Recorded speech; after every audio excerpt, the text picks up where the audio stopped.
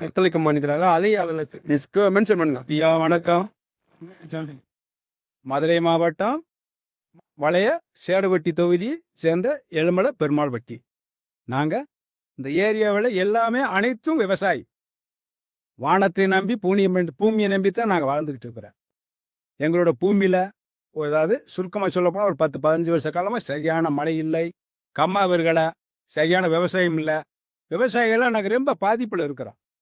எங்களோட பாதிப்பை எந்த ஒரு கவர்மெண்ட்டோ எந்த ஒரு அரசியல்வாதியோ யாருமே எங்களுடைய பாதிப்பை ஏற்றுக்கிறல, கண்டுக்கிறவும் இல்லை.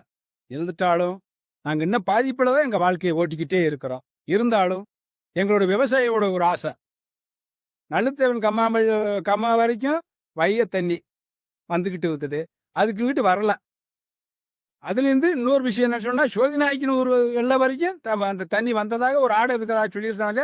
ஆனால் அது வரைக்கும் வரல. இருந்துட்டாலும் எங்கள் எலுமலை பெருமாள் வெட்டி ஏரியாவோ எலுமலை ஏரியாவிலையோ கம்மா இருக்குது. விவசாயம் முழுக்க முழுக்க விவசாயி தான். நாங்கள் முழுக்க முழுக்க விவசாயத்தை நம்பித்தான் நாங்கள் வாழ்ந்துக்கிட்டு இருக்கிறோம். இருந்துட்டாலும் கரெக்டான நாங்கள் விதைச்ச விதப்புக்கோ நாங்கள் எங்களோட பழம் கரெக்டாக கிடைக்கல. காரணம், இந்த வருஷம்லாம் மழை ரொம்ப ரொம்ப கம்மி. வானத்தை நம்பி நாங்கள் விதைச்ச விவசாயம் போல எங்களுக்கு முழுக்க பாதிப்பு.